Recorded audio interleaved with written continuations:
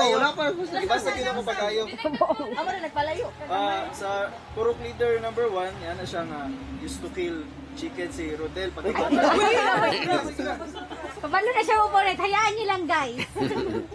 Si Purok Leader 2 said that his friend had witnessed a month ha? Yes. 1 month ago that Rodel was holding the dead body of 5 chickens.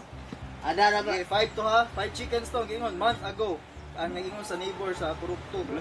Si Purok 3, niingon siya nga nakita niya si Rodel nga ning testify daw nga nipatay siya og 3 ka chicken and 1 goat.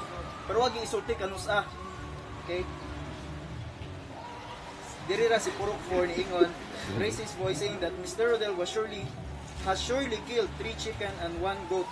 He probably do the same to other livestock too who died or killed months ago.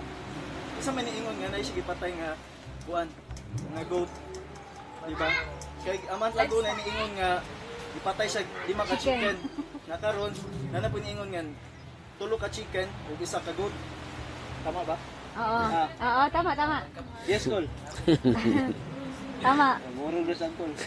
Murog na naman ko. Parang ako si Rodel. Okay, ano may Natingala ko kay a month ago, lahi-lahi ang ilang mga information. Kung isa ilang, wala man ko sila actual yun nga evidence. Ingon na si Rodel nga, knowledgeable siya sa mga panghitabo. Na nag-testify siya, nipatay siya 3 ka chicken and 1 goat. Diba? Yan na siya. Pero ang nag-ingon man god nga, 5 ka chicken yung gipatay, natingala, aware si Rodel niya, gi-investigahan siguro kung isa nang gaingon nga 5 ka chicken yung ginapatay. Kay nagay tao nga nagpatay og 5 ka chicken. Bagay puro kap. Ang mayor na kapitan. Isa man niingon sa ilaha nga Si Purok 3.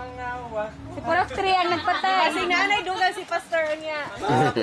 ako alang ha, kaya ako kung nagay sa larin diri si Purok to, leader ang niingon nga naka-witness daw siya sa iyang friend. Isa man po diyang friend. Nagbuhat na siya istorya. Buhatan na lang niya siya si Rodel nga nipatay siya. Soko live.